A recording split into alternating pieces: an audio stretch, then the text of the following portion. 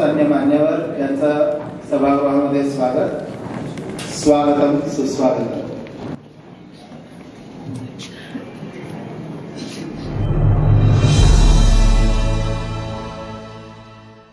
आपण सर्वजण भाग्यवान आहोत. या देवनिर्मित हिंदुस्थानात जन्माला आलो. भाग्यवान यासाठी आहोत, संतांची भूमी म्हणून ख्याती असणाऱ्या महाराष्ट्रात आम्ही जन्माला आलो, जिथे ज्या देशात शंकरादी आचार्य, अनेक दास परंपरेतील लोक, ज्ञानेश्वरादी संत,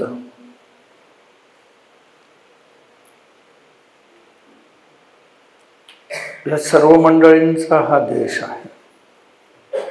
बाप्पा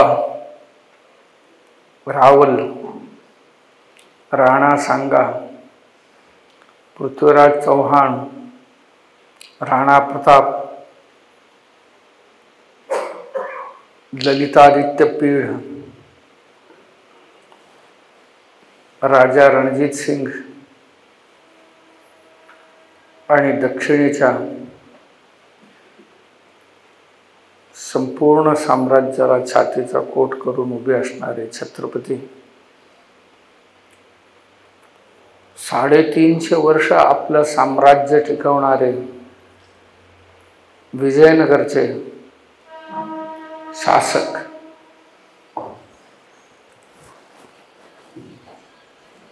असे अनेको राजकीय विभूतींचा हा देश आहे. राजतरंगिणी लिहिणारे कल्लण,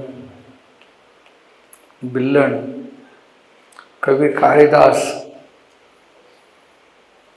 बाणभट्ट, शूद्रक इत्यादी महान साहित्यिक लोकांचा हा देश आहे. संगीताला जन्म देणारे, संगीताचे नवनवीन आविष्कार निर्माण करून देणारे नारद मुनीपासून भीमसेन जोशीपर्यंतच्या संगीतकारांचा हा देश आहे. मल्लांचा हा देश आहे, भिल्लांचा हा देश आहे, सगळ्यांचा हा देश आहे. ज्या देशात 1500हून अधिक बोलीभाषा बोलले जाते असा देश आहे. हजारो जनजातीय लोक जमातीत राहतात असा हा देश आहे.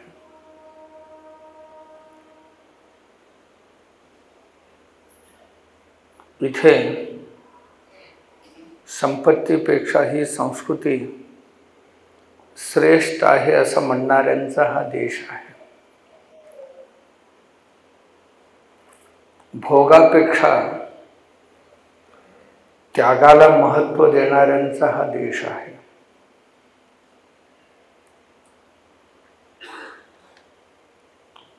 अनेक प्रभृती या देशात होऊन गेल्या. देशाच्या स्वातंत्र्याकरता 3 लाखाहून अधिक युवकांनी प्राणांची आहुती दिलेल्यांची ही देश आहे.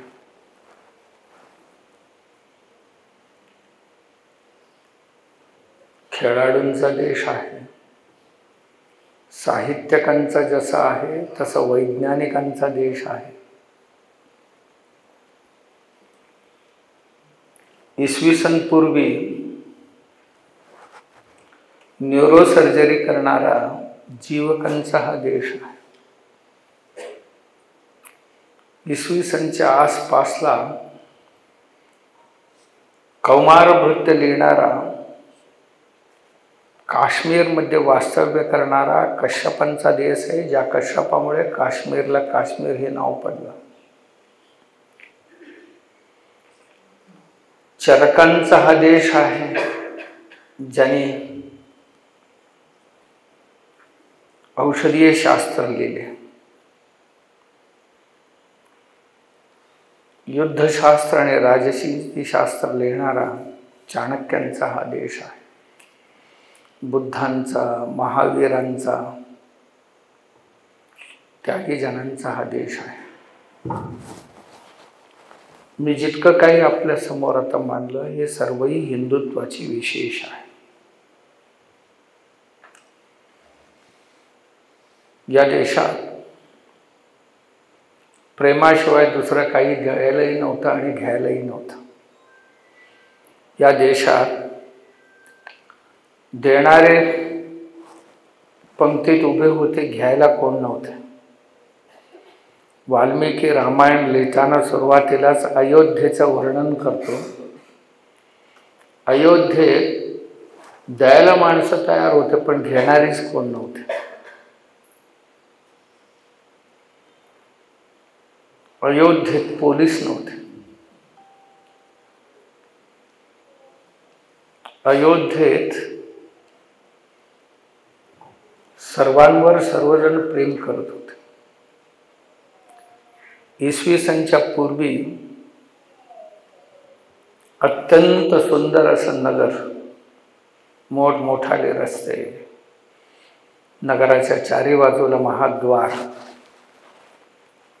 नगरामध्ये उपवने आणि एक एक कारागिरी करणारे कारागिरांची एक एक गल्ली, ही विशेषता होती. एवढी पुढारलेली मंडळी आमची होती. हा हिंदूंचा देश. हिंदू या सिंधू नदीच्या किनारी राहत होता. असं सिंधूच्या पलीकडची लोक आम्हाला ओळखण्यासाठी सिंधू म्हणत होते. सिंधू अपभ्रंश होऊन हिंदू झाला.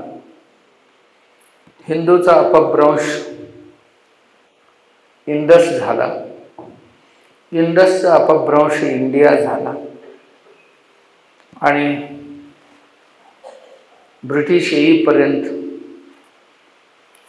हिंदुस्थानचा इंडिया होऊन गेला. हरप्पा, मोहेंजोदारो आमची सांस्कृतिक ठेवा आहेत अजून. हा देश हिंदूंचा आहे. त्याची सीमा रामायण महाभारत काळात रशिया पूर्ण भारतात होता. इंडोनेशिया पूर्ण भारतात होता. ऑस्ट्रेलिया हे रावणाचा अस्त्रालय होता.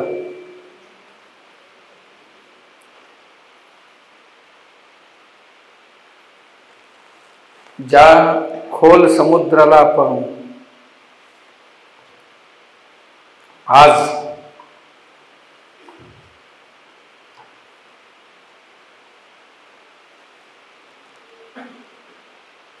इंग्लिश नावाने ओळखतो, की एकेकाळी संस्कृत शब्द होता. इराण, इराक भारतात होते. अफगाणिस्तान भारतात होता. राजा ललितादित्य पीठ, आपण एकदा राजतरंगिणी वाचावं, कल्याणाने लिहिलेले आहे. काश्मीरचा इतिहास आहे. काश्मीर मध्यभागी होता देशाचा आणि देशाची सीमा कुठकुठपर्यंत होते. जवळजवळ अर्धा चीन भारतात होता, ज्याला आपण तिबेट म्हणतो. 40% भारतात होता.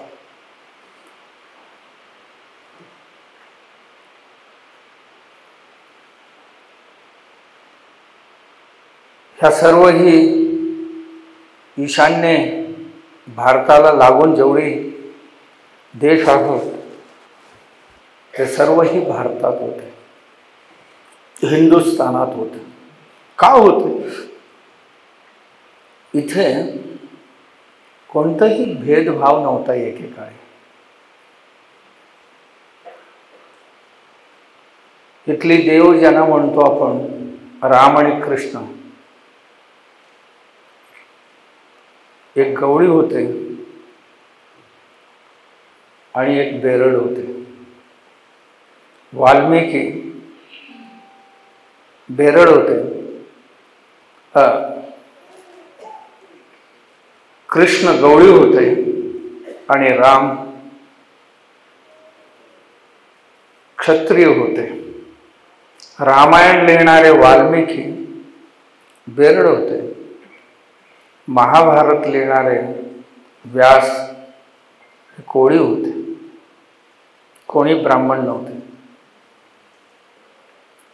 आमचे अवतार सर्वही सप्तर्षी आमचे ब्राह्मण ब्रह्म जानाति इति ब्राह्मण.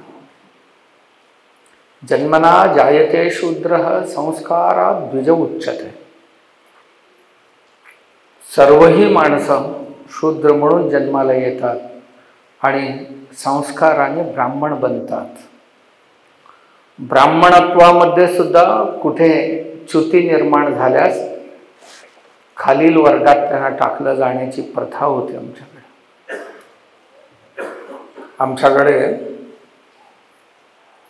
जाबाली सत्यकाम गुरुजींकडे जातो. गुरुजी उतारतात, गोत्र कुठलं तुझं, वडिलांचं नाव काय. आईला विचारायला जातो. आई म्हणते, मी कामावर जात होते भांडी घासायला, तुझे वडील कोण मला ओळखत नाही, पण मी जेवढं बोलतो तेवढंच तुझ्या गुरुजींना सांग. त्या बालकाला आणि त्याच्या सत्य आणि त्याचे धैर्य बघून त्याला प्रवेश दिला गेला. आपल्याला आश्चर्य वाटेल, भारतात जेवढी गुरुकुलं होते, हजारोची संख्येने गुरुकुलं होती. वाल्मिकी महर्षींच्या गुरुकुलामध्ये मुली आणि मुलांची दोघांची व्यवस्था होती. काळिदासांची अभिज्ञान शाकुंतल वाचा, तिथे 2-4 आश्रमांचे वर्णन येतात. शकुंतला ज्या आश्रमात राहत होती, कण्व महर्षींचे आश्रम, तिथे शारंगधर, शारद्वत इत्यादी एक मुलांची दंड तिथे होता. प्रियंवधा, अनसूया, शकुंतलेसारखे मुलींचा सुद्धा एक मोठा समूह त्या आश्रमात होता. वृद्ध गौतमी सारखे तपस्विनी सुद्धा त्या आश्रमात राहत होते. वाल्मिकी महर्षींच्या आश्रमात सुद्धा मुलं आणि मुलींची 2 भाग वेगवेगळे होते. विश्वामित्रांच्या आश्रमात सुद्धा छात्र गुरुकुल असून तिथेही मुली आणि मुलांची 2 वेगवेगळे विभाग होते. तेव्हापासून 1836 पर्यंत काही लोकांनी देशाची बदनामी केली. हे अनपढांचा देश आहे आणि इथे सामान्य लोकांना शिकायला देत नव्हते. फक्त ब्राह्मणच शिकत होते, सवर्णच शिकत होते, निम्न वर्गातल्या माणसांना शिकायला देत नव्हते. हे मूर्ख कधीही भारताचे अभ्यास केलेले नाही आहेत.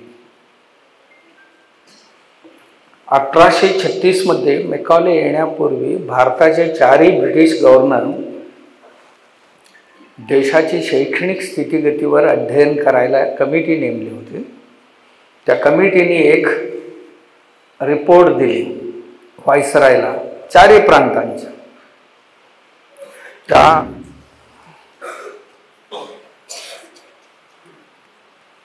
ऐकायला येतं? मग सुरू ठेवूया ना.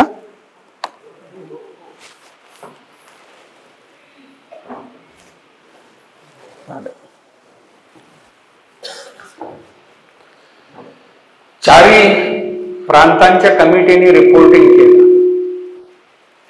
त्यात लिहिलेले साक्षरतेचे प्रमाण भारताचे उत्तर भारतात 92%, दक्षिण भारतात 94%. 7 लाख गुरुकुल त्यावेळी होते. त्यांनी सर्वे केली. त्यावेळी गावं 6.5 लाख होते आणि शाळा 7 लाखाच्या वर होती. 1600हून अधिक युनिव्हर्सिटी विश्वविद्यालय भारतात होते. आणि आमची रिपोर्ट बघून लंडनमध्ये शनिवार रविवारची सुट्टीतलं गुरुकुल सुरू केले. पहिलं 5 युनिव्हर्सिटी इथली बघून सुरू केली त्यांना. हे मी नाही सांगत, आपल्याला पाहिजे असेल तर मी एक पुस्तकाचं नाव सांगतो, ब्युटिफुल ट्री. धर्मपालजी म्हणून एक महापुरुष गांधीजींचा शिष्य होते.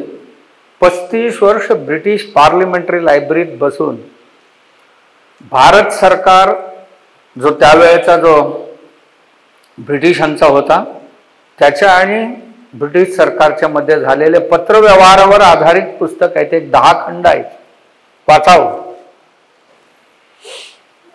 त्यात लिहिलेले एवढी शाळा इथे होती, साक्षरता एवढी होती. त्यात त्यांनी लिहिलेले शिक्षणाची दर्जा काय होती. शिक्षणाची दर्जा अशी होती, 2 मित्र चालले असतील तर एकाच्या पायाला काटा लागला तर दुसऱ्यांच्या डोळ्यात पाणी येतात, अशी शिक्षण इथे होते. म्हणजे संवेदनशील शिक्षण भारतात होतं. त्या कमिटीचे मेंबर लिहितात, पश्चिम बंगालमध्ये कलकत्त्यापासून दूरवर असणारा ब्रह्मपूर नावाच्या एका गावात आम्ही गेलो होतो. गावच्या मध्यभागी पारावर झाडाखाली काही वस्तू ठेवलेले आम्हाला दिसले, ज्यामध्ये अंगठ्या होत्या सोन्याची, चांदीची वस्तू होत्या, तांब्या होत्या, चप्पल होत्या, अशी अनेक प्रकारची वस्तू तिथे होत्या. रात्रंदिवस तिथेच होते. रखवालीला कोणी नव्हते. विचारलं हे कशासाठी ठेवले, कोणी ठेवले.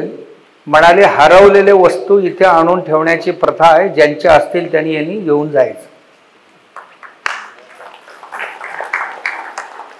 भारतात अशा पद्धतीचे शिक्षण दिली जाते,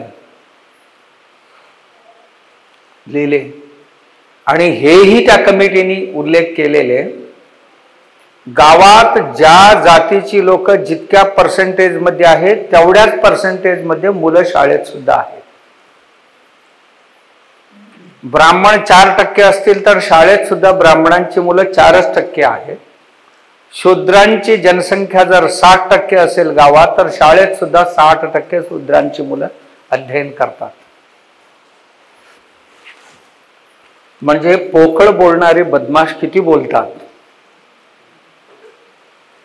आपण हे ध्यानात घेण्यासारखं आहे. असं कितीतरी गोष्टीवर बोलत असतात, अभ्यास काही करत नाही. कारण ही सवय कोणी लावले असतील तर ह्या ब्रिटिशाने. मॅकॉले आला ही रिपोर्ट वाचून, म्हणाला ही जर शिक्षण पद्धती असं असेल भारतात, आम्ही इथे काय फार वर्ष राहू शकणार नाही, ही उद्ध्वस्त केली पाहिजे. मग तिकडून येणाऱ्या अधिकाऱ्यांसाठी नव इतिहास भारताचा सुरुवात केली आणि भारतीय शिक्षण पद्धती बंद करण्याचा आदेश एकाच दिवशी देण्यात आला. जवळजवळ 100 वर्ष या देशात एकही शाळा उघडली नाही. अंधारात होता देश 100 वर्ष. कुठेतरी एखादा कॉन्व्हेंट स्कूल उघडत होते. कारण या शाळांना मदत करणे ही राजद्रोह, शाळेत शिकवणं ही राजद्रोह असं सरकारने घोषित केली होती. शाळा बंद होते. मग हळूहळू सांगायला सुरुवात केली भारत हे अनपढांचा देश आहे. हे काम कोण करत होते? मॅक्स मुल्लर सारखा मूर्ख पंडित ही लोक काम करत होते. आमच्या देशात बऱ्याच लोकांना ह्या मॅक्स मुल्लर म्हणजे खूप मोठा पंडित होता, विद्वान होता, यांनी अभिज्ञान शाकुंतल डोक्यावर घेऊन नाचला होता. नाही नाही, हा तरी एक नंबरचा बदमाश होता. हा या देश तोडण्याचं काम करत होता आणि भारताचा इतिहास ख्रिस्ताच्या मागे जाणार नाही याची काळजी घेत होता. प्रत्येक गोष्टीची तुलना ख्रिस्त शकेशी आणि ख्रिस्तांशी करत होता आणि भारताचा परिचय नव्या अधिकारी जे नोकरी करायला येतील त्यांना ह्याच पद्धतीने करून देत होता. एवढंच नाही, आर्य आणि द्रविडांची ही जी मूर्ख सिद्धांत आणले या मॅक्स मुल्लरने आणले. आम्ही ओळखण्यात कमी पडलो यांना आणि ते गेले करून. पण ह्या मॅक्स मुल्लरचे अवलाद जे आहे आजही गावात फिरते, आजही तीच इतिहास शिकवण्याची प्रयत्न करत असते आणि आजही हे सांगतात या देशात एकलव्याला अध्ययन करू दिली नाही. का? तो शूद्र होता.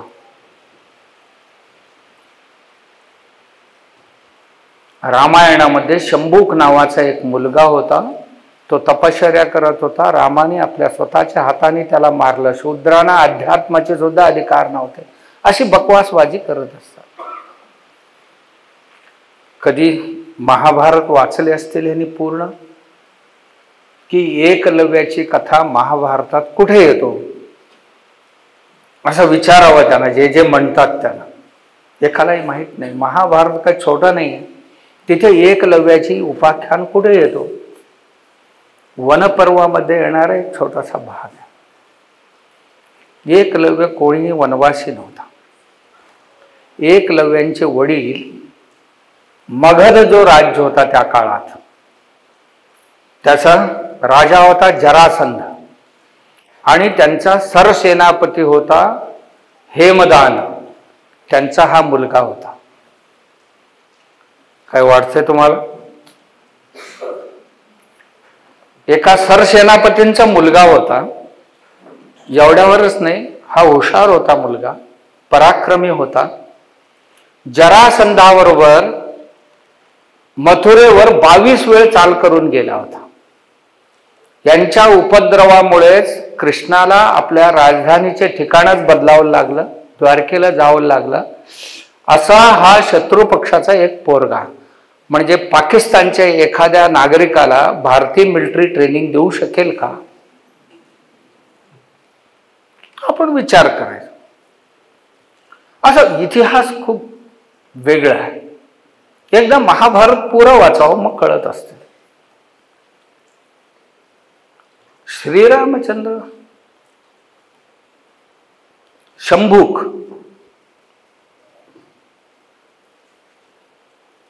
एक शूद्र होता आणि जाऊन बघतात तर तो तपश्चर्याला बसला होता आणि त्याला रामाने मारला. का? तर शूद्राने अध्यात्म करायचा अधिकार नाही म्हणून मारला, असं पसरवलं गेलं. कुणी हे सांगितले? रामस्वामी पेरियार. हा रामस्वामी पेरियार तमिळनाडूचा अत्यंत भाविक होता, भक्तिवान होता, हिंदू धर्मावर खूप श्रद्धा असणारा होता. पण एकदा आमच्या लोकांनी, कोणतरी काशीला गेला होता, त्याच्या मनाला वेदना होतील अशा पद्धतीचे आचरण कोणतरी केले त्याच्या बाबतीत. केल्यावर त्यांनी अख्खा धर्माचा द्वेष करायला सुरुवात केला आणि इतिहासाचा विकृतीकरणाचा काम तो सुरू केला. हा शंभूक कोण होता? शंभूक एक वैद्य होता. वैद्य. त्यांच्याकडे एक तरुण मुलाला घेऊन आई वडील गेले होते की हा सिरियस आहे आणि ह्या मुलाला उपचार करा. शंभूक म्हणाला, मी आता माझी उपासना करतोय, मी आता उपचार करू शकत नाही. वैद्यांचं कर्तव्य काय असतो? आधी आपलं कर्तव्य निभवायचं असतं. जेवायला बसलेला असेल तरी सुद्धा उठून जातो, आधी उपचार करतो. आणि हा तरी म्हणाला मी आता उपचार नाही करणार, मी आता उपासना करतो. जो माणूस ज्याचा कर्तव्य करत नाही, धर्मपालन, कर्तव्यालाच धर्म म्हणतात, धर्मपालन करत नाही, तर ह्याच्यामुळे अनर्थप्रदा समाज. आणि मुलगा तो मेला पण, उपचाराअभावी त्या मुलाचा मृत्यू झाला आणि त्याचा दंड म्हणून त्या वैद्याला शिक्षा देण्यात आली. ही वस्तुस्थिती असताना हे सोडून दुसरीच काहीतरी आपण बरळताना ऐकत असतो. या देशाचा इतिहास खूप सुंदर आहे. या देशात जातपात असं काहीही नव्हते एकेकाळी, पण एक सत्य आहे की कुठून तरी हे शिरले. जेव्हा चालत असते, कारण ही असे काही भेदभाव झाले म्हणून हे सरळ करण्याकरता बुद्ध आले. बुद्धांच्या नंतर थोड्याच वर्षात त्याच्यात सुद्धा विद्रोह झाला. हिनायानाचा आता एक नवीन महायान सुरू झाला. आणखीन काही वर्षानंतर हिनायान महायानांच्या जागेवर आणखीन एक यान आला, वज्रयान. तो एक नवीन संप्रदाय. आणखीन काही वर्ष गेल्यानंतर सूत्रयान आला. ही निरंतर प्रक्रिया असते. काही ना काहीतरी बदलत्या याच्यात अनपेक्षित गोष्टी घडत असतात. कधी कधी आपण जे खराब झालेले आहे ती काढून टाकण्याऐवजी अख्ख्या घरालाच, म्हणजे घरात साप शिरला, सापाला बाहेर काढण्याऐवजी घरालाच आग लावणं, अशा पद्धतीचे प्रचंड प्रयोग आमच्या देशात झाले. मग आजही समाजात हे विषबीज, मगाशी आमचे हरदारे साहेब सांगत होते की देशात ठिकठिकाणी अशी आग लावली जाते. महाराष्ट्रात सुद्धा ही चळवळ, जसं लिंगायतांची चळवळ आता चालू आहे, लिंगायत आम्ही हिंदू नाही आहोत, ती एक चळवळ सुरू केली. करणारे कोण? बसवेश्वरांच्या या ह्याच्यात कम्युनिस्ट घुसले, सगळे कम्युनिस्ट आत घुसले आणि ह्या कम्युनिस्टांनी धंदा सुरू केला. डबल कलबुर्गी नावाचा एक व्हाईस चान्सलर होऊन गेला धारवाड युनिव्हर्सिटीला. तो कन्नड विषयाचा प्राध्यापक, कन्नड विभागाचा प्रमुख होता. त्या काळात त्यांच्या हातात माझ्यासारखे काही स्वामी लोक डिग्री पास केले. त्यांचे अत्यंत प्रिय विद्यार्थी होते. नंतर ते संन्यासी झाले. त्या सगळ्या जेवढी लोक त्यांच्या हातात शिकून गेले त्या सगळ्यांचे मठ म्हणजे कम्युनिस्टांची सेंटर बनवले. त्यानंतर काही IAS ऑफिसर्स त्यात मिसळले, जे Tata institute of social science म्हणजे दुसरी JNU इथे शिकलेले काही आले. हे जाऊन त्या लिंगायत धर्माच्या ह्याच्यामध्ये कब्जा केली करून बसवेश्वरांनी ही 12व्या शतकात नवीन धर्म स्थापन केले. आम्ही हिंदू नाही आहे अशा पद्धतीची काहीतरी बरळायला सुरुवात केली. बरळता बरळता काही लोकांनी असं आव्हान केले की ह्याच्याबद्दल कोणाला शंका असेल तर आम्ही जाहीर संवाद करायला तयार आहोत. मग मी त्यावेळी ताबडतोब ज्या पत्रिकेत आले त्या पत्रिकेच्या संपादकाला फोन केला. म्हणालो की त्यांना जागा आणि तारीख कळवा, मी तयार येतो.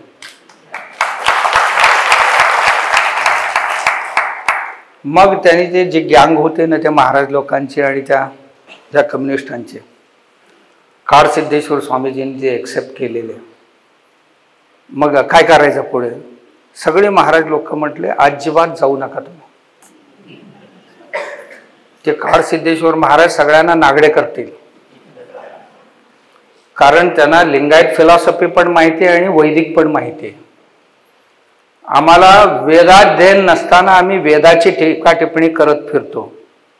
वेदांमध्ये काय लिहिले माहीत नाही एकालाही. पण कोणतरी बोललेत म्हणून म्हणजे गावाच्या एका कोपऱ्यात एक कुत्रं भुंकलं, पलीकडच्या गल्लीतल्या पडल्या ठिकाणीच भुंकत असते ते. का म्हटलं तर म्हणते ती भुंकते ना, मग त्या कोपऱ्यात एक भुंकायला लागतं. ही हिची ऐकून त्याला विचारलं कशाला भुंकतोय, ते आमची बांधव भुंकतायत ना, त्यांची ऐकून भुंकतो. एकालाही माहित नाही की आपण कशासाठी भुंकायचं. असं चालू असते हे. तुम्ही एकाला धरून जरासा हलवला की नाही, तो म्हणतोय मला माहित नाही यातला, त्यांनी केला होता म्हणून मी केला. असं कुठलाही नवीन धर्म नव्हता. हिंदू ही एक जीवन पद्धती आहे आमची, याला कोणी संस्थापक नाही आहे. संस्थापन केलेले कुठलेही धर्म शिल्लक राहत नाही, कधी ना कधी संपणार. जे संस्थापित झालेले आहेत ना, त्याला एक मालक असतो, तो गेला की तो जाईल, थोड्या वर्षांनी तेही जाईल.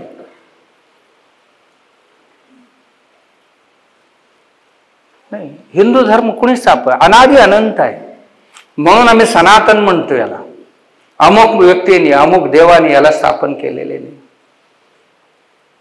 आमचा देव सर्व व्यापक आहे आणि आमच्या धर्मामध्ये ज्यांना जसं पाहिजे तसं उपासना करण्याची मुभा आहे.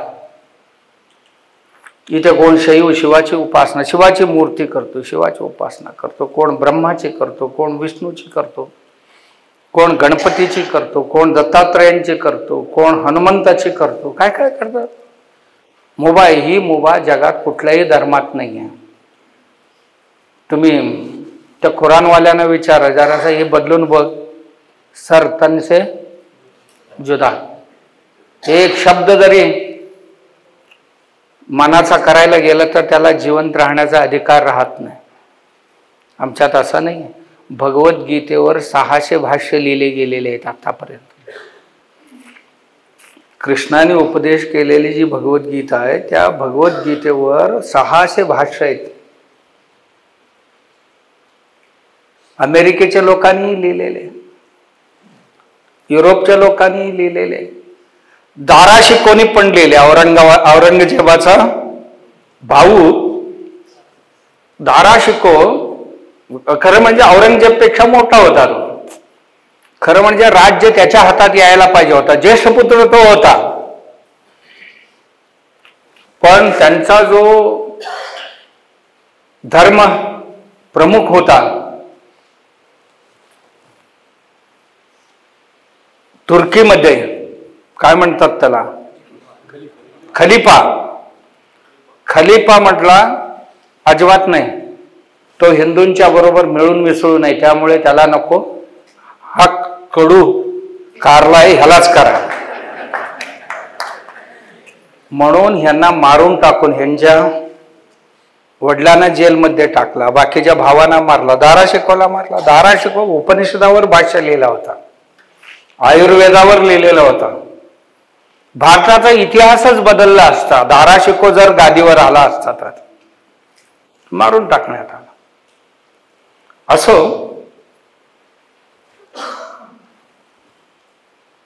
हे जे कलिपा आहेत, हे कलिपा लोक ठरवायचे जगात कुठे काय करायचं. आपल्या धर्मात असं नाही आहे. आपल्या धर्मात ह्याचे अध्ययन त्यांनी पण केलं होतं, हे मला सांगायचं होतं आपल्याला.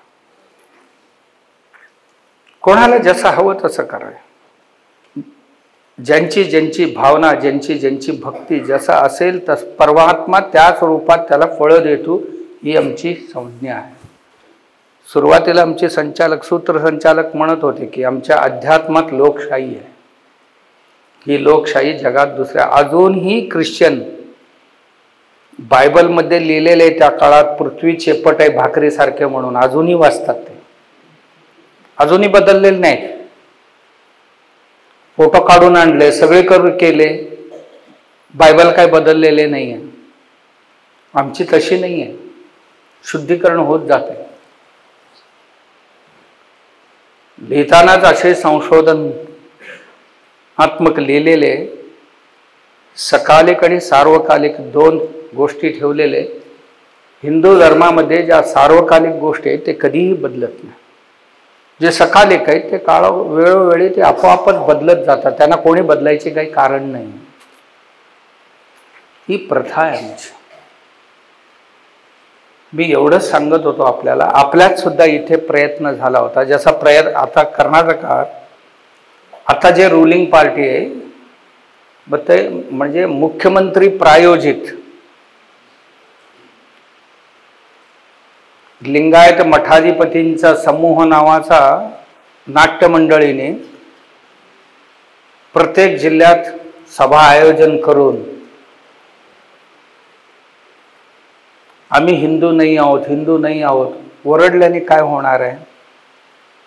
मी म्हटलं तुम्ही ओरडल्याने काय होणार आहे. आणि म्हणाले काय काय सांगतात माहिती आहे, आम्ही सगुण उपासक नाही आहोत,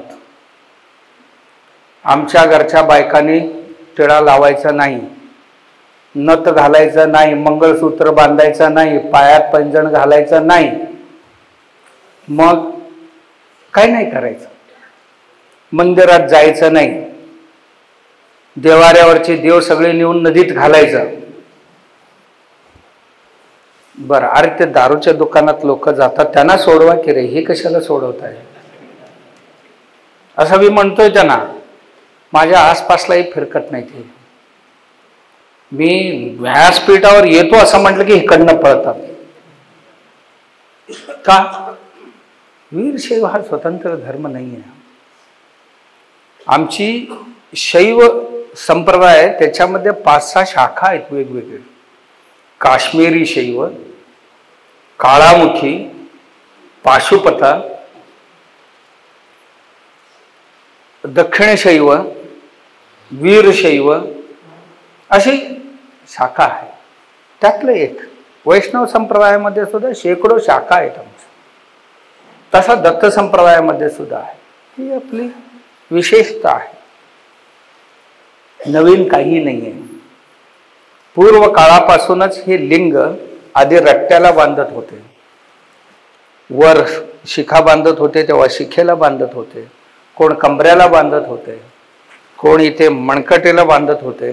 अशी काही फोटो किंवा मूर्ती युरोपियन देशामध्ये अजूनही आहेत. हिंदूंची मंदिरं जिथे जिथे आहेत तिथे काही मूर्तींना हे लिंग वेगवेगळ्या ठिकाणी बांधलेले मूर्ती अजूनही सापडतात. आणि तीच नंतर बसवेश्वरांच्या आधी पण लिंग बांधण्याची प्रथा होती. ती क्षीण झालेली होती, बसवेश्वरांनी त्याला उज्ज्वल केले. थोडीशी असमानता वाढलेली होती, समानता आणण्याकरता प्रयत्न केले बसवेश्वरांनी. ही वेळोवेळी प्रयत्न होत आलेले आहेत. असं नाही की वैदिक परंपरेतच जेव्हा रामानुजाचार्य त्यांच्या गुरूंनी दीक्षा दिली होती आणि त्यांना सांगितले होते की तुम्ही ही तोंडाने उच्चार करायचा नाही, दुसरं कोण ऐकला तर त्याचा कल्याण होऊन जाईल. मग सगळ्यांचं कल्याण होत असेल तर मी असं सगळं असं ओरडतच जाईन म्हणाले. मोठ्याने उच्चार करायला लागले तेव्हा त्यांचे गुरुच म्हणाले अरे असं बोलायचं नसते, पाप लागेल तुला, नरकात जाशील. महाराज मी नरकात जाऊन हे सगळे जर स्वर्गात जाणार असतील तर मी का बोलू नये म्हणाले. रामानुजाचार्यांनी ही सुरू केली होती, बसवेश्वरांनी हेच केले. तामिळनाडूमध्ये राजस्थानमध्ये बाबा रामदेव पीर म्हणून होऊन गेले. आणि दुसरे एक होते त्यांचीच मावस भाऊ जांबोजी महाराज. राजस्थानमध्ये जांबोजी महाराजांनी मेघवाल समाजाच्या लोकांना देवळातले पुजारी बनवले. आजही मेघवाल समाज, मेघवाल म्हणजे चर्मकार समाज, राजस्थानमध्ये आजही चर्मकार समाजाची लोक देवस्थानांची पूजा करतात. बरीचशी देवस्थान आहेत. एवढंच नाही, जांबोजी महाराजांनी एक संप्रदाय बनवले, विष्णोई संप्रदाय. विष्णोई म्हणजे 20-9 विष्णोई. 29 नियम बनवले. हे नियम पाळणारा जो ब्राह्मण असो, क्षत्रिय असो, वैश्य असो, शूद्र असो, कोणी असो, रोटी बेटी सर्व करू शकतील. आजही तो संप्रदाय जिवंत आहे. तुम्हाला समजणाऱ्या भाषेत जर सांगायचं झाले तर आता एका बिश्नोईचं नाव रोज पेपरला वाचत असतात. कोण तो? लॉरेन्स बिश्नोई. तो आता एका खानला मारतो म्हणतोय बघा नेहमी. का? या बिश्नोई समाजात झाड तोडणं आणि पशु पक्षी प्राण्यांना मारणं हे पाप आहे, आणि पाहून जर गप बसला तर पाप तुला लागेल असं सांगितलेले त्या बिश्नोई संप्रदायात.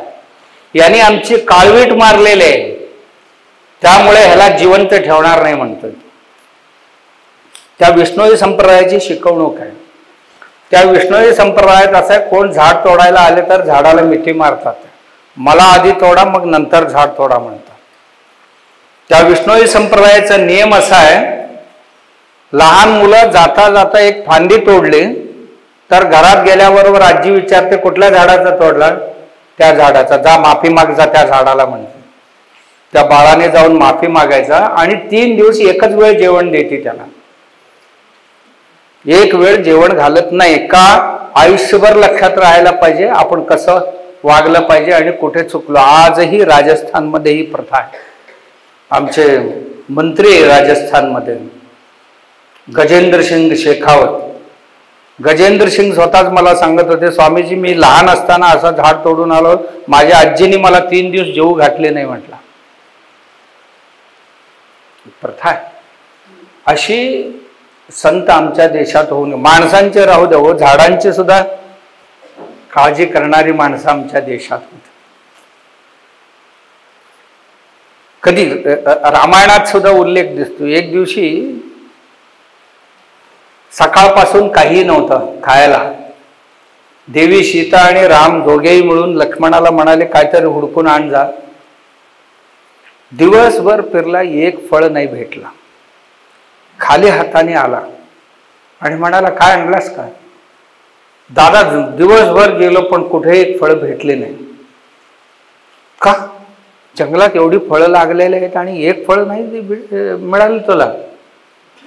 दादा तुम्हीच सांगितलंय ना, फळं तोडायचं नाहीये, पडल्यानंतरच आणायचा. आणि काय आमची दैव माहित नाही, पण एकही झाडाने आज फळ सोडले नाही.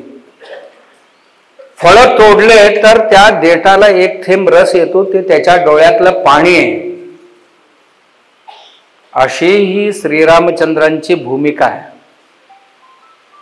हा, जो दुष्ट आहे ना, दुष्ट कार्य केलं आहे ना, त्याला नष्ट सुद्धा करतील, पण चांगल्या माणसांना, जीवाला कधीही त्रास द्यायचा नाही. ही आमची प्रथा, हे हिंदूंची शिकवण, हिंदूंची ही आचरण आहे. आमच्या देशात जैन धर्मियांमध्ये जीवदया जैन धर्म हीच, बुद्धाने सुद्धा अहिंसा सांगितलं. मग नंतर हळूहळू बुद्ध धर्मामध्ये मांसाहार आला. मी भूटानला गेलो होतो. एक ठिकाणी एक 8 दिवसांचा शिबिर होता आमचा. तिथले एक लामा आमच्या बरोबर होते. मग लामानं विचारलं की आता तुमचा काय नियम आहे आहारासंबंधात? ते म्हणाले की आम्ही मांसाहार करतो. कारण मी तिथे एका बौद्ध मठात गेलो तर मांसाहार करत होते सगळे संन्यासी. लामाज विचारलं बुद्धांनी तरी अहिंसा सांगितलेले आणि तुम्ही हे करताय? ते म्हणाले काळांतराने सुरू झाले म्हणाले. मग तुम्ही काय करतात? आम्ही आता असं करतो की आमच्या हातून मारत नाही. परवा आमच्या पार्लमेंटमध्ये एक बिल आलेला, पार्लमेंटने पास केला कसाईखाना उघडण्यात यावं भूटानमध्ये. मग राजा राष्ट्राध्यक्ष आहे. राजाने धर्मसभा बोलवली, आमची 12 लोकांची धर्मसभा. त्यातला एक लॉंगटेन लामा नावाचा हा माणूस 12 लोकांमध्ये एक आहे, बौद्ध पंडित. मग हेही गेले होते. ते म्हणाले राजाने आम्हाला विचारलं की मग स्लॉटर हाऊस ओपन करायचं म्हणतात, कारण लोकांचं म्हणणं आहे आम्ही खातो तर आणि कसाईखाना का उघडू नये. आम्हाला बुद्ध धर्मात हे शिकवलेले आहे की दुसऱ्याने कापले असतील तर खायला हरकत नाही, पण आपण कापायचं नाही. त्यामुळे स्लॉटर हाऊस उघडण्यात येऊ नये असं रिपोर्टिंग केले म्हणाले. त्यामुळे राजा आमची आज्ञा उल्लंघन करून कायदा पास करू शकत नाही, त्यामुळे झाले नाही म्हणाले. काय काय करतात, मजेशीर आहेत. जगातले तुम्ही बघायला गेलं फार मजेशीर आहेत. आमच्या हाती भरपूर मजेशीर आहेत. सांगण्याचं तात्पर्य, आम्ही दया करुणा, आमच्यात बघा, जैन धर्म असू द्या, लिंगायत असू द्या, हिंदू असू द्या, शीख असू द्या, बौद्ध असू द्या, कोणाच्या ती हिंसा नव्हती. अहिंसा, सत्य, अस्तेय, ब्रह्मचर्य, अपरिग्रह हे सगळ्यांसाठी होतं. आमच्या नीतिशास्त्र सगळ्यांसाठी एकसारखंच होतं. नीतिशास्त्र सगळ्यांसाठी एकसारखंच होतं. आजपर्यंत आम्ही तो पाळत आलो. आणि एवढंच नाही, जातीभेदही आमच्यात नव्हता. आमच्यात काय होते,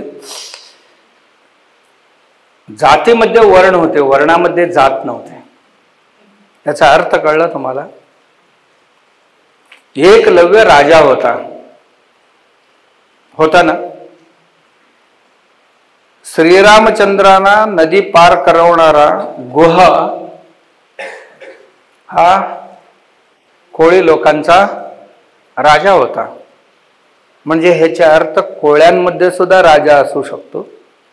आमचे रोहिदास महाराज चर्मकार होते, पण राजघराण्यातले होते, क्षत्रिय होते. चंवर नावाचे क्षत्रिय घराणं आहे त्यांचं, क्षत्रिय होते.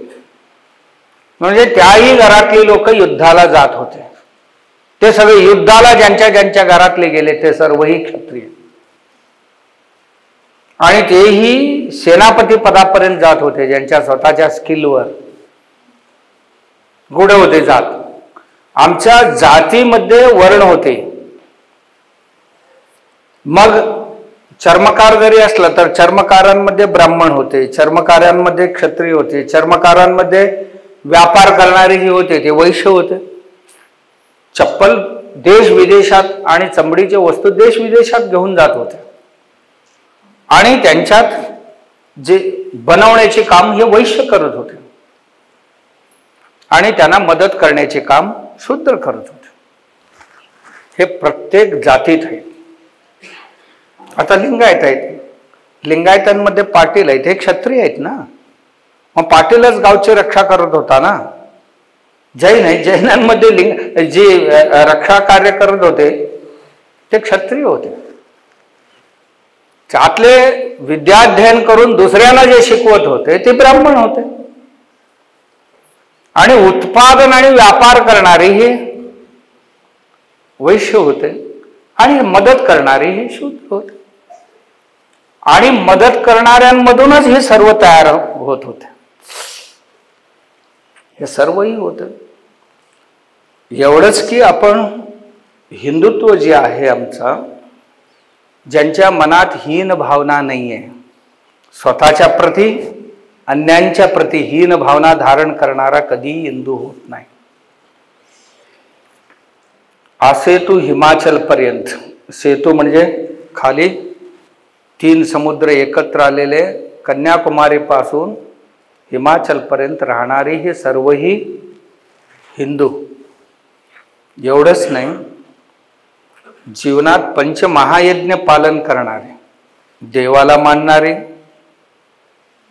आई वडिलांना मानणारे आणि सेवा करणारे, गुरुंना मानणारे आणि गुरूंप्रती कृतज्ञ असणारे, आपल्यासारखे अन्यही लोक जे आहेत हे एकमेकांना आम्ही मदत करणारे आहोत, हेही आमच्याकरता अत्यंत महत्त्वपूर्ण आहेत. म्हणून त्यांच्या प्रती कृतज्ञता आणि सेवाभाव ठेवणारे, आणि या सृष्टीतले इतर भूत जे आहेत, मुंगीपासून हत्तीपर्यंत, या सर्वांप्रती दया करुणा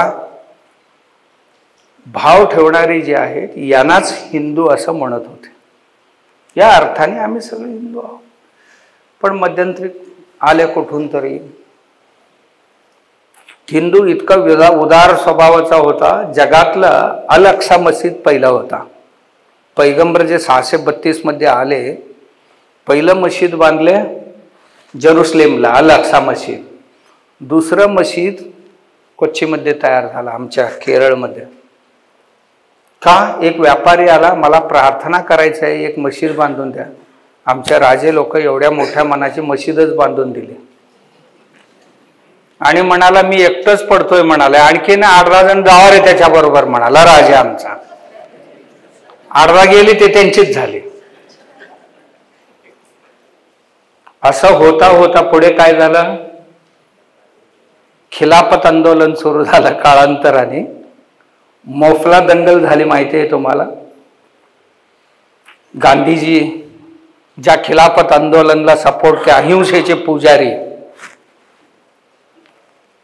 हिंसेचे समर्थन कधीही करू नये असं म्हणत होते, पण खिलाफतचं समर्थन केले.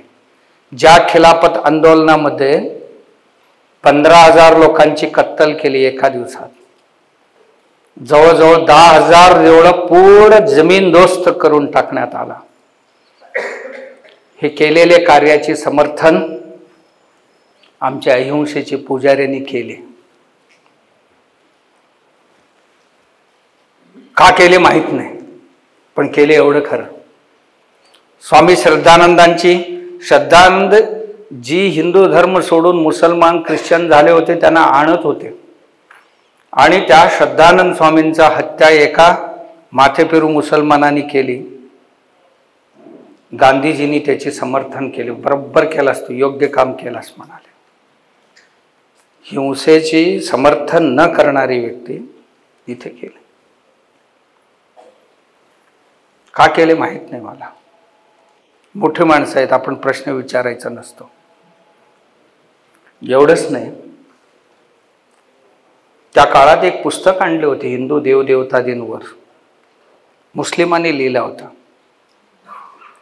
अत्यंत अवहेलनकारी पुस्तक आणण्यात आलं होतं.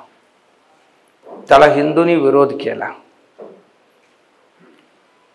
तेव्हा महात्माजींनी आपल्या पेपरवर एक लेख लिहिला की प्रत्येकाला अभिव्यक्तीचा स्वातंत्र्य आहे, आणि त्यांनी त्यांच्या अभिव्यक्तीचा स्वातंत्र्याचा उपयोग केलेला आहे, आणि तुम्ही त्यांना धमकवायची काही गरज नाही. मग थोड्या दिवसांनी एकाने रंगीला रसूल नावाचं एक पुस्तक लिहिला. रंगीला रसूल लिहिल्यावर धमकवायला सुरुवात केली. एवढंच नाही, त्याचा प्रकाशन केलेला जो महाशय होता कराचीचा, त्याच्यावर 3दा प्राणघातक हल्ले झाले. कारण त्याला मारण्यापूर्वी कोर्टात गेले होते की आमच्या धर्मावर, मोहम्मदावर असं असं लिहिलेले, आणि ह्याला बंदी घाला म्हणून कोर्टाने बंदी घातली नाही. गांधीजींनी लिहिला, जेव्हा कोर्टात न्याय मिळत नाही, ते न्याय रस्त्यावर घेण्याची ज्यांना त्यांना अधिकार आहे.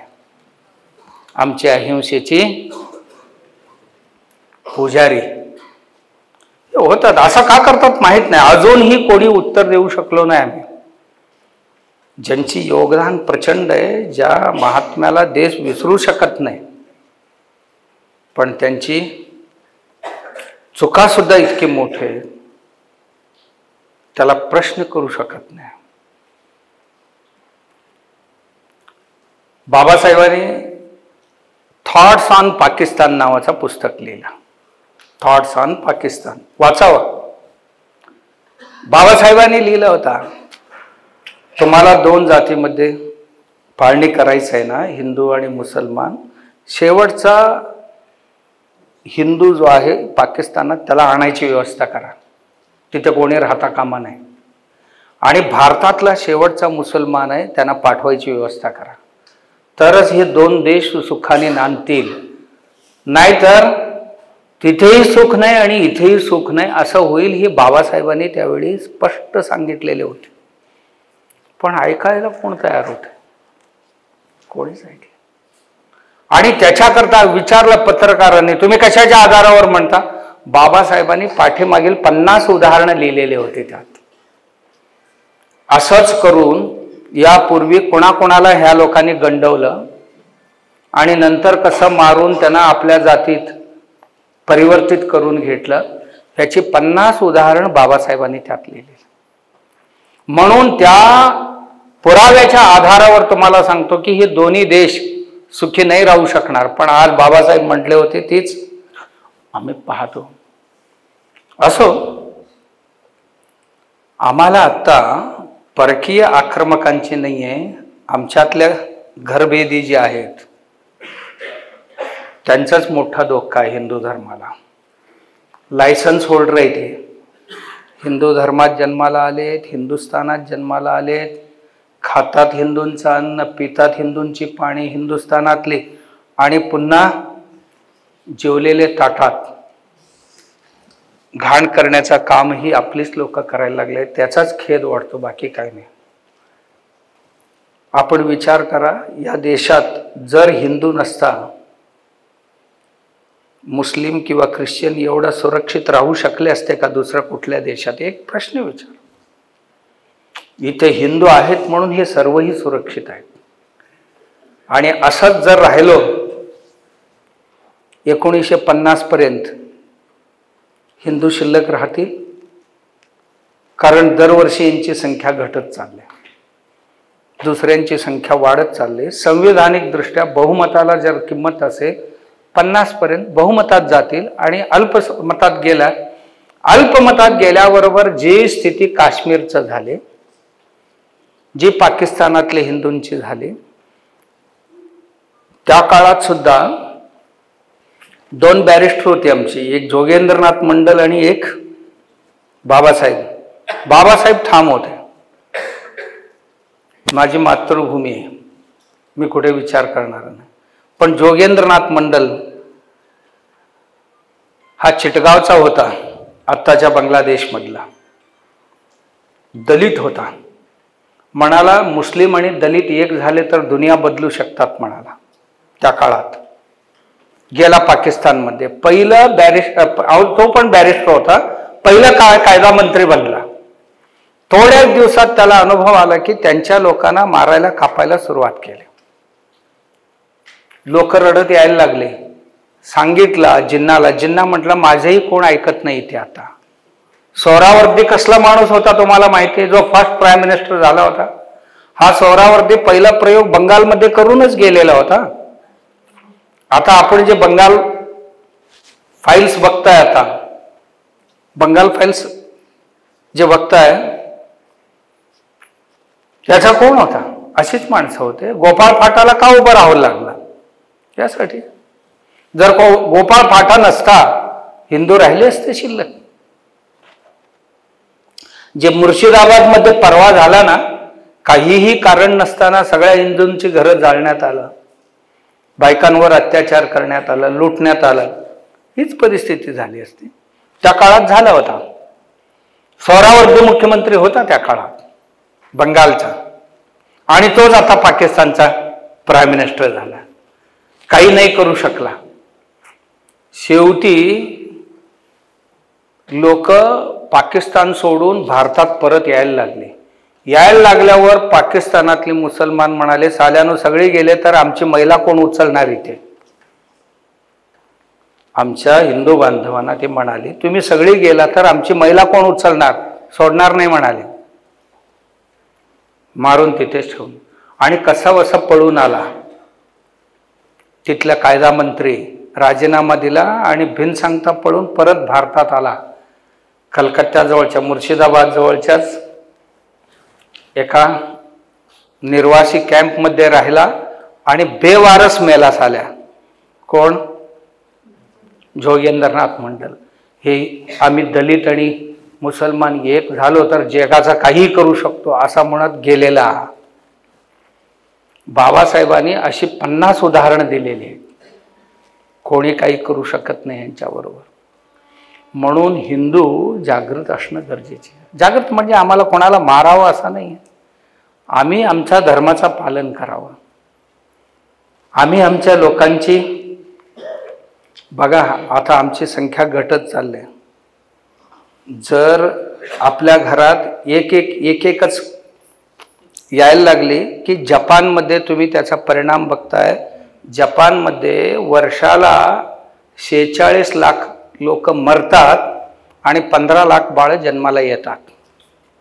कशाचा परिणाम? एक बाळाचा. जपानमध्ये 46 लाख लोकांची मृत्यू होते आणि त्याच्या विरोधात फक्त 15 लाख लोक जन्माला येतात. आणि जिथे संख्या घटते ना, ही परिणाम होणारच. याचा खूप बाजू आहे, हे आपण कोणी विचार करत नाही आहोत. आपली संख्या आपल्याला टिकून ठेवणं, सरसंघचालकांनी यासाठी सांगितलं की आपली संख्या आपल्याला टिकून ठेवावं लागेल.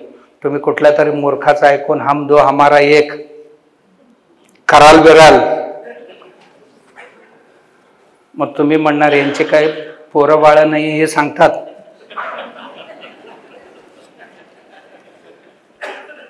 सांगणाऱ्यांना पोरं बाळा असायलाच पाहिजे असा काय नियम आहे का?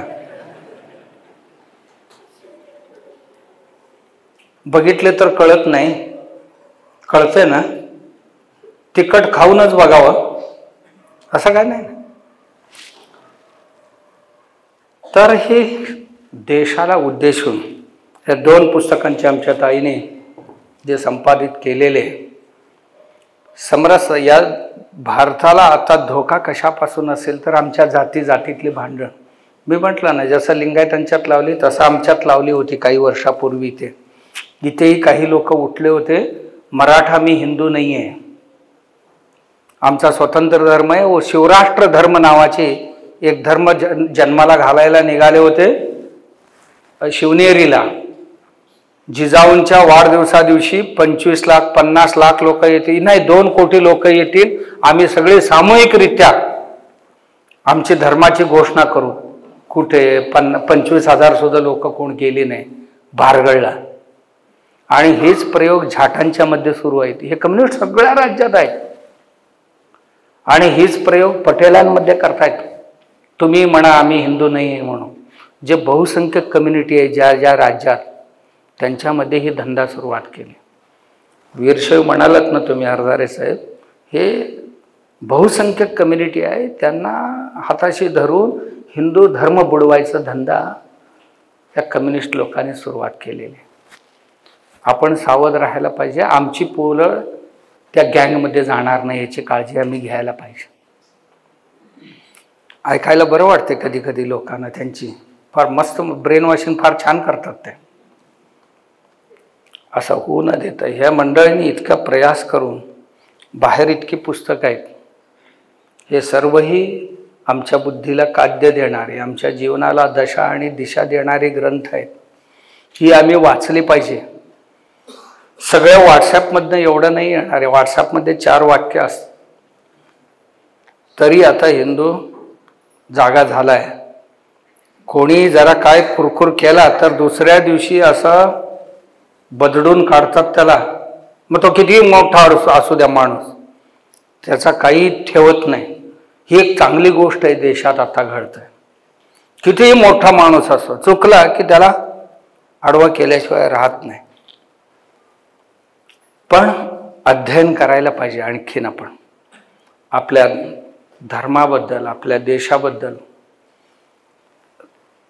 हिंदू धर्म केवळ म्हणण्याकरता नाही, हिंदूंचं आहारशास्त्र आहे, हिंदूंचं नृत्यशास्त्र आहे, हिंदूंची संगीतशास्त्र आहे, हिंदूंची शिक्षणशास्त्र आहे, हिंदूंची वस्त्रशास्त्र आहे, हिंदूंची वास्तुशास्त्र आहे, हिंदूंची खूप साऱ्या शास्त्र आहेत. रसायनशास्त्र आहे हिंदूंची, हिंदूंची गणितशास्त्र आहे, हिंदूंची जीवनशास्त्र आहे. या सगळ्यांमध्ये हिंदुत्व आहे. ह्या सगळ्या गोष्टी सुरक्षित ठेवणं म्हणजे हिंदुत्वाला सुरक्षित ठेवण्याचा प्रकार आहे. जर संगीतामध्ये धांगडधिंगड आणून घातले की आम्ही हिंदुत्व कमी झालं असं समजायला हरकत नाही. आमच्या कपड्यामध्ये बदल झाला तर आम्ही हिंदुत्व कमी करून घेतले असं समजायला हरकत नाही. या प्रत्येक गोष्टीत आमची स्वतःचीच शास्त्र आहेत. हे सगळी आपण जिवंत ठेवायला पाहिजे. त्याकरताच एवढा कष्ट करून हिंदुत्व, आणि मी मगाशी म्हटलं ना की समरसता, आमच्यात अजिबात जातीभेद असता कामा नये. आम्ही बघितले, मी लहान असताना बघितले, आमच्या दलित बांधव जेव्हा पाणी आणायला येत होते 2-2 तास विहिरीवर बसायचं. आम्ही पाणी खेचून आणायचो आम्ही 10 गळशी पाणी नेले तरी त्या बिचारा तिथेच बसलेला असायचा. आम्ही काय केले नाही असं नाही, आमच्या चुका झालेत, पण झाले, केलेलेही गेले, भोगलेलेही गेले. पण आता आठवून सूड घेणं काही योग्य नाही. आत्ता तरी आम्ही एकमेकांना सन्मानाने पाहूया. कशाचीही गरज नाही कोणाला आता. हे बघा, ना घराची गरज आहे आता, ना अन्नाची गरज आहे, ना वस्त्राची गरज आहे, कारण सरकार सगळी व्यवस्था केलेली आहे, करतात. आता गरज आहे फक्त सन्मानाची. एकमेकांची सन्मान करणं ही गरजेची आहे. म्हणून आपण सगळ्यांनी सगळ्यांचा सन्मान करायला पाहिजे आणि हिंदुत्व टिकवायला पाहिजे. आणि ते टिकवावं याकरताच ही बौद्धिक आहे. हे सुंदर 2 ग्रंथ आहेत. अशीच अजून शेकडो ग्रंथ बाहेर आहेत याच प्रकाशनाने केलेले. बरीच दिवस आमचा डॉक्टर हा मागे लागलेला होता, रविकांत, आणि संघचालक, की स्वामीजी यायला पाहिजे. मी म्हटलं मी येऊन काय करणार आहे, मी आलो की उगाच तुम्हाला थोडासा चिमटा काढणार, झोडपणार, आणि नाही बरं असते म्हणाली ते जरा बरं. मी काय असं काय कुरवळणारा आणि असं ह्यातलं नाही आहे ना. कोणी असो बाबा, आपलं कुठे चुकतंय तर आपण कबूल केलं पाहिजे आणि पुढे कसं जायला पाहिजे हे हट्ट धरून या महाराजांची मध्यस्थी घातली परत. मग ही मंडळी सगळे आले. जाऊया 1 तास 2 तासासाठी सगळ्यांसमवेत. आपल्या सर्वांचं दर्शन झालं, खूप आनंद वाटला. फक्त एकच की जाताना 1 पुस्तक न्या. इडली डोसा खाल्लात की 200-400 जातात, हो ना. आणि ही न्यायचं, नुसतं ठेवायचं नाही, थोडं वाचायचं आणि घरात त्याच्यावर चर्चा करायचं. घरातल्या सगळ्या सदस्यांनी बसून 1 तासभर कधीतरी वेळ मिळाली तर चर्चा करायचं, तर त्याचा सार्थक होईल. आपण कराल अशी अपेक्षा करतो आणि पुन्हा एकदा सगळ्यांना धन्यवाद देतो. नमस्कार.